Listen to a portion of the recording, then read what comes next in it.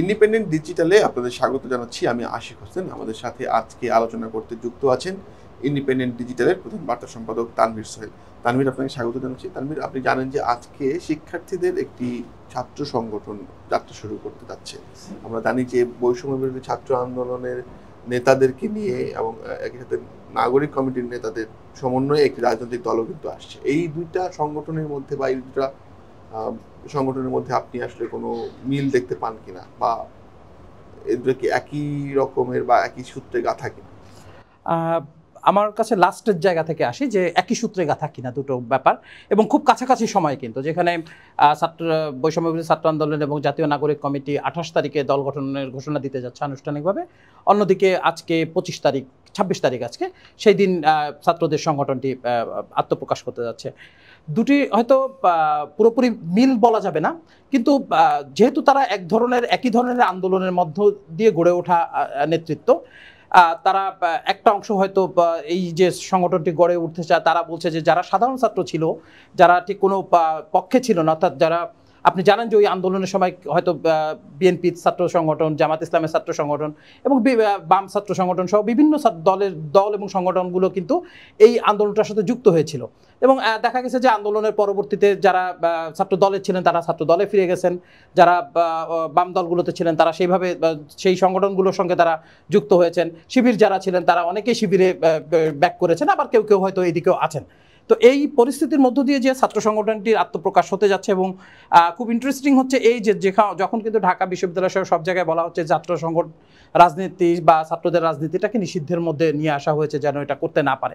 তো এই ছাত্র সংগঠনটা এদের সরাসরি লেজুর ভিত্তি করবে তা হয়তো নয়, কিন্তু এক ধরনের কিন্তু বলা যায় যে একটা তারা এই নেতৃত্ব না পেয়ে গিয়েই কিন্তু তারা আর একটা নেতৃত্বের জায়গা তারা বেছে নিয়েছেন, সেটাও যেমন ঠিক।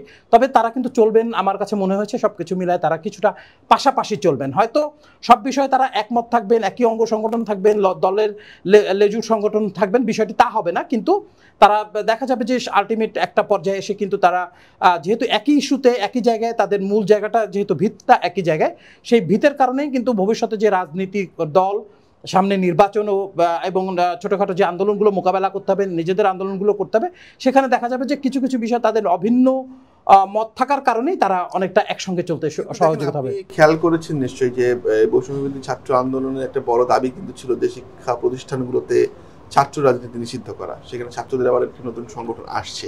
তো শেষ পর্যন্ত এই সংগঠনটি কি রাজনীতির ঊর্ধ্বে উঠতে পারবে? না, রাজনীতির ঊর্ধ্বে উঠতে পারবে না এটা। এবং আমি ব্যক্তিগতভাবে কখনোই মনে করি না যে ছাত্র রাজনীতি মানে বন্ধ করে দেওয়া উচিত। হ্যাঁ, যেটা আসলে আমাদের যে জায়গাটায় ভুল হয় সেটা বলা হচ্ছে যে ক্যাম্পাসে যে এক ধরনের লেজুরভিত্তি রাজনীতি, বিভিন্ন দলের অঙ্গ সংগঠনে কাজ করা, সেইটিকে আসলে বন্ধ হওয়া উচিত। তা না হলে ছাত্রদের জন্য যে ছাত্র আন্দোলনগুলো আসলে ওইভাবে থাকে না, তখন হয়ে যায় একটি বাইরের দলের একটা শক্তি হিসেবে তারা আসলে অনেকটা বলা যায়, আমাদের ভাষায় বলা যায় লাঠিয়াল হিসেবে তারা কাজ করে। কিন্তু ছাত্র রাজনীতি বন্ধ হওয়ার কোনো সুযোগ নেই বাংলাদেশে না, পৃথিবীতে আপনি যেখানেই দেখেন না কেন সব জায়গায় কিন্তু ছাত্র রাজনীতি আছে। একটা ফরম্যাটে আছে, ভিন্ন ভিন্ন ফরম্যাটে আছে। অক্সফোর্ড ক্যামব্রিজে কি রাজনীতি নাই? আপনি হয়তো বলতে পারছেন না সেই দল সেখানকার লেবার পার্টি বা কনজারভেটিভ পার্টির হয়ে তারা কাজ করছেন, কিন্তু ছাত্র সংগঠন আছেন এবং তারাই কিন্তু একসময় লেবার পার্টির বড় নেতা হচ্ছেন, কনজারভেটিভ পার্টির বড় নেতা হচ্ছেন।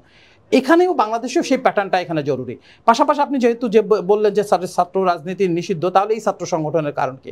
এটাও তো এক ধরনের কৌশল হতে পারে যে সমন্বয়করা যেহেতু এই দাবিতে তাদেরই দাবি তোলা, সেখানে তারা রাজনৈতিক দল করছেন, পাশাপাশি ইউনিভার্সিটিগুলোর উপরে নিয়ন্ত্রণ থাকাও তো তাদের জন্য জরুরি, ছাত্র সংগঠন থাকা তাদের জন্য জরুরি। এবং আপনি যদি আমরা যদি রাজনৈতিক কালচার হিসেবে বিবেচনা করেন, তাহলে এরশাদ সরকারের পতনের জন্য কিন্তু একটা বলা হয় যে তার ছাত্র সংগঠন না করার কারণেই কিন্তু তার পতন হয়েছিল, না হলে হয়তো পতনটা আরো বিলম্বিত হতো। পতন একসময় হতো, স্বৈরাচার বা ফ্যাসিস্ট বা আপনি যে কোনো একনায়কতন্ত্র যদি বলেন, তার পতন হবে না তার কোনো কারণ নাই, একটা সময় এসে পতন হবেই। কিন্তু ছাত্র সংগঠনগুলো তার দলকে শক্তিশালী করে, তৃণমূল থেকে তার যে কর্মী উত্থান, অল্প বয়সী যে ছেলেমেয়েরা তার সংগঠনের সাথে যুক্ত হয়, এটার জন্য কিন্তু ছাত্র সংগঠনগুলো জরুরি। ফলে এই ছাত্র সংগঠন এবং ছাত্র যে দল যেটি হতে যাচ্ছে, আপাতত মনে হতে পারে যে একটা বিভেদ থেকে তৈরি হয়েছে বা এটির সাথে এটি মিলবে না, কিন্তু একটা সময় এসে দেখবেন যে অনেক দাবিতে অনেক কিছুতে কিন্তু তারা মিলে যাবে। আপনি জানেন যে নতুন যে রাজনৈতিক দলটি আসছে, এটার নেতৃত্বে তো অনেকের নাম শোনা যাচ্ছে, এবং এরই মধ্যে তথ্য উপদেষ্টা নাহিদ ইসলাম কিন্তু পদত্যাগ করেছেন। শোনা যাচ্ছে তিনি হয়তো এই দলটির আহ্বায়ক হতে পারেন, এখনো যদিও এটা আনুষ্ঠানিকভাবে ঘোষণা করা হয়নি। অন্যদিকে আমরা দেখেছি যে নতুন যে ছাত্র সংগঠনটি হচ্ছে, তার যে আহ্বায়ক তিনি কিন্তু আবু বাকের মজুমদার। আপনি জানেন যে আবু বাকের মজুমদার কিন্তু বৈষম্য বিরোধী ছাত্র আন্দোলনের একজন সক্রিয় প্রথম সারির নেতা ছিলেন। এবং আমরা দেখি যে দুটা সংগঠনের মধ্যে মিলের বিষয়টা, এই সংগঠন দুটোতেই কিন্তু দেখবেন যে শীর্ষস্থানে যাদের কথা শোনা যাচ্ছে তারা কিন্তু একসময় ছাত্র শক্তির সাথে যুক্ত ছিলেন এবং ফ্রন্টলাইনে ছিলেন। তো এটা কি আপনার কাছে একটা সংযোগ মনে হচ্ছে নাকি শুধু এটা কাকতালীয়? না, সংযোগ তো বটেই এবং আপনি যেটা বলছিলেন যে তারা নতুন যে ছাত্র সংগঠন তাদের নাম হচ্ছে গণতান্ত্রিক ছাত্র সংসদ, এই নামেই তারা আসলে চলবে এবং এটি কোনো কাকতালীয় কোনো বিষয় নাই। অনেকে হয়তো নেতৃত্ব দ্বন্দ্ব মনে করতে পারেন এবং আমি কিন্তু অতীতে আমরা বিভিন্ন আলোচনায় বলেছি যে রাজনৈতিক দল বা সংগঠন যেটাই আমরা করি না কেন, ছাত্র সংগঠন করি না কেন, সেখানে কিন্তু এক ধরনের প্রতিযোগিতা না থাকলে কখনো সংগঠন বড় হয় না। সো এর মধ্যে দ্বিমত থাকবে, মতামত থাকবে, বিভেদ থাকবে, হয়তো ভেঙে একটা বা দুটো দল হবে, একটা দুটো ছাত্র সংগঠন হবে, কিন্তু তাদের কিন্তু ওই যে আমি বললাম যে একটা জায়গায় কিন্তু তাদের অভিন্ন একটা অবস্থান আছে যে বর্তমান যে রাজনৈতিক ব্যবস্থা সেইটা তারা একটা নতুনত্ব চান। তারপরে বর্তমান যে রাজনৈতিক দলগুলো আছেন তাদের লেজুর ভিত্তি তারা করতে চান না, অর্থাৎ বর্তমান বড় রাজনৈতিক দলগুলোর মধ্যে বিএনপি এই মুহূর্তে হয়তো ফিল্ডে নাই, কিন্তু আওয়ামী লীগ একটা বড় রাজনৈতিক দল, জামাত ইসলাম একটা বড় রাজনৈতিক দল, জাতীয় পার্টি একটা রাজনৈতিক দল, এছাড়া বাম রাজনৈতিক দলগুলো আছে। তো তারা এই লেজুর ভিত্তির বাইরে এসে যেহেতু একটা কাজ করতে চান এবং একটু সেপারেট স্বতন্ত্রভাবে করতে চান এবং মানুষও প্রত্যাশা করে এই জায়গায় যে এরা আসলে কেমন হবে, তো সেই জায়গায় যদি আপনি চিন্তা করতে হয় যে তাহলে কিন্তু তাদেরকে আলাদাভাবেই কাজ করতে হবে।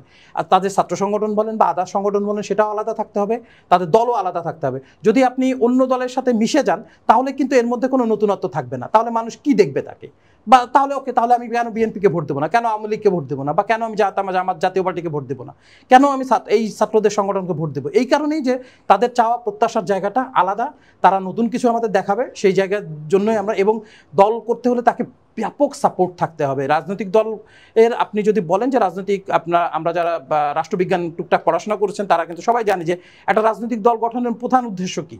প্রধান উদ্দেশ্য হচ্ছে যে দেশের যে আইন কানুন আছে সেটা মেনে নিয়ে রাজনীতির মাধ্যমে জনগণকে নিজের পক্ষে এনে রাষ্ট্র ক্ষমতায় যাওয়া এবং আমার যে আদর্শ নৈতিক অবস্থান রাষ্ট্রের সংস্কারের জন্য আমি যা চিন্তা করছি সেটি বাস্তবায়ন করা। তাহলে তাই যদি করতে হয় তাকে তো ব্যাপক জনসমর্থন আদায় করতে হবে, তাহলে তাকে এমন কিছু কাজ করতে হবে, এমন কিছু দেখাতে হবে যেটা মানুষ ওইটা ছেড়ে এই জায়গায় আসে। মানুষ তো বসে নাই, মানুষ কিন্তু এই না যে আওয়ামী লীগ বিএনপি এই দল অনেক পুরানো আমরা একজন বসে আছি আর একটা দলের জন্য, তা কিন্তু না। সব দলেই কিন্তু সমর্থক আছে এবং বাংলাদেশের 80% মানুষ কোনো না কোনোভাবে কোনো না কোনো দলের সঙ্গে যুক্ত। আপনি বলছিলেন যে জনসমর্থনের কথা, আমরা যদি দেখি যে বিগত যে নির্বাচনগুলো হয়েছে, আমি যদি একেবারে বিগত তিনটি নির্বাচন নিয়ে যেহেতু এক ধরনের সমালোচনা রয়েছে, আমি 2009 ধরি, তখনও কিন্তু দেখবেন যে দুটো রাজনৈতিক দলের প্রতি কিন্তু মানুষের আগ্রহের জায়গা ছিল। আগামী ডিসেম্বরে সরকার যেটা বলছে যে ডিসেম্বরে তারা নির্বাচন করতে চান এবং নির্বাচন কমিশন সেই অনুযায়ী প্রস্তুতি নিচ্ছে। এখনো নতুন এই যে রাজনৈতিক দলটি আসছে আগামী শুক্রবারে তারা আত্মপ্রকাশ করবে এবং এই যে 7-8 মাসের একটা সময় হয়তো তারা পাবেন নিজেদের প্রিপারেশনের জন্য। তো মানুষের যেটা আগ্রহের জায়গা আগে থেকেই, যেহেতু যেটা বললাম যে আগের নির্বাচনের যে পরিসংখ্যান সেই পরিসংখ্যান থেকে একটা আগ্রহের জায়গা আছে, তো সেখানে এরা নতুন করে এসে সেই আগ্রহের জায়গায় কি ভাগ বসাতে পারবে? হ্যাঁ, এই কথাটাই আমি একটু বলছিলাম যে আপনি দেখেন যে বাংলাদেশের প্রায় 80% মানুষই কিন্তু কোনো না কোনোভাবে কোনো না কোনো দলকে সমর্থন করে আসছেন এবং ভোটার হিসেবে দেখবেন যে তারা বিভিন্ন সময় এই দলগুলোকে ভোট দেয়। আর যে ফ্লোটিং ভোট আমরা বলি 20%, এরা কখনো এই দলকে দেয় কখনো ওই দলকে দেয়, এইভাবে বিভিন্ন সময় এটা বিচ্ছিন্ন হয়ে আসে। তো এইখানে হচ্ছে যে বিরাট প্রশ্ন যে তারা আসলে কিভাবে ভাগ বসাবে। এখন তাদের প্রথম অবশ্যই তারা একটা থাকবে যে জেনজি যে কথাটা আমরা বলি আর কি, জেনারেশন জি, তো জেড যেটি আমরা বলছি, সেই জেনারেশন জেডকে যদি আপনি তাদের একটা টার্গেটের জায়গা সেটা তরুণ যারা দীর্ঘদিন ভোট দিতে পারেন, আপনি 3টা ভোটের কথা বললেন, এই হিসেবে যদি আমি বলি যে 2008 সালে যার বয়স 17 বছর ছিল সে ভোট দিতে পারেনি, তারপরে কিন্তু এই সময়টা 15-16 বছর, এই 16 বছরের মধ্যে তারা কিন্তু আসলে আর ভোট ওইভাবে দেখেও নাই, দিতেও পারে না, ভোট কারচুপি দেখেছে, সুষ্ঠু ভোট কি, ভোটের মর্যাদা কি এটা কিন্তু তারা বুঝতে পারে নাই, তাদের এক ধরনের ক্ষোভ আছে। তাহলে দেখা যাচ্ছে 17 আর এদিকে এই 16 বয়সটা যদি আমরা যুক্ত করি, প্রায় 32 থেকে 33 বছর বয়সের এই যে একটা বিরাট জনগোষ্ঠী, তাদের তাদের টার্গেটের মধ্যে নিশ্চয়ই তাদের থাকবে। পাশাপাশি ফ্লোটিং যারা আছেন তাদের মধ্য থেকে তাকে বড় অংশ বের করে নিয়ে আসতে হবে। এছাড়া বিভিন্ন যে দলগুলো আছে, দলের প্রতি মানুষের বিরক্ত আছে। আপনি যদি বলি যে 5 আগস্ট সরকার পতন আন্দোলনে বিরাট অংশ মানুষের সমর্থন ছিল, তার মানে কিন্তু যারা আওয়ামী লীগকে ভোট দেন, আমি বলছি না রাজনীতি করেন, হয়তো আওয়ামী লীগ সরাসরি রাজনীতি করেন না, কিন্তু ভোট দেন, এমন অনেকেও কিন্তু এই সমর্থন দিয়েছিল যে না, এইবার এই সরকারের পতন হওয়াটা দরকার, কেননা তারা দীর্ঘদিন ধরে ভোট ছাড়াই ক্ষমতায় আছে। তো সেই অংশটার মধ্যেও কেউ হয়তো মনে করতে পারে, বিএনপির মধ্যে যারা দীর্ঘদিন কোনো আশা দেখেন না তারা এটা মনে করতে পারেন, অন্যান্য দল যারা আছে বাম দলগুলোর মধ্যে অনেকে হতাশায় ভোগেন, তারাও এটা করতে পারে।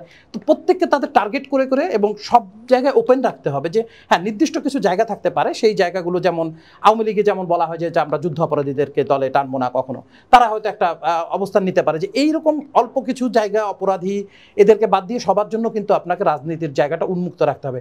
আপনি যদি আপনার দলকে আটকে ফেলেন যে এইটুকুর মধ্যেই আমি, এর বাইরে আমি কাউকে আমার এখানে ঢুকতে দিব না, যাকে তাকে আপনি ফ্যাসিড, এই দোসর বা আদার্স সাইড করে দিয়ে যদি আপনি সরাই দিতে পারেন, তাহলে কিন্তু আলটিমেট আপনার ক্ষতি, অন্যদের লাভ হয়ে যাবে।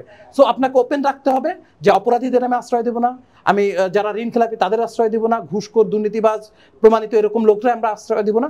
এটি মানুষকে অনেক বেশি টানবে, সেটা হচ্ছে তাদের অবস্থাটা তৈরি করতে হবে। সাধারণ মানুষকে যতটা টানা যায়, তাদেরকে একটা ভালো রাজনীতি দেখানো যদি যায়, তাহলে দলটির ভবিষ্যৎ আছে। গতকালকে তো আপনি সেনাপ্রধানের বক্তব্য শুনেছেন, সেখানে তিনি একটা ইনক্লুসিভ নির্বাচনের কথা বলেছেন সব রাজনৈতিক দলগুলোকে নিয়ে। যদি ইনক্লুসিভ নির্বাচন আসলে শেষ পর্যন্ত হয়, সেক্ষেত্রে যদি এই যে নতুন যে রাজনৈতিক দলটি আসছে, এদেরকে মানুষ আসলে কেন ভোট দেবে বা কেন বেছে নেবে? হ্যাঁ, এটি ভালো প্রশ্ন যে আসলে যদি আসলে ইনক্লুসিভ রাজনীতি কথাটা যদি ওঠে, তাহলে কিন্তু স্বাভাবিকভাবে অন্য সব দলই বাংলাদেশের যে নেক্সট ইলেকশনে আসছে সেটি আমরা নিশ্চিত হইতে পারি। কিন্তু একটা জায়গায় এসে প্রশ্ন তৈরি হয় যে ফ্রি ফেয়ার ইলেকশনে আওয়ামী লীগ অংশগ্রহণ করতে পারবে কি পারবে না।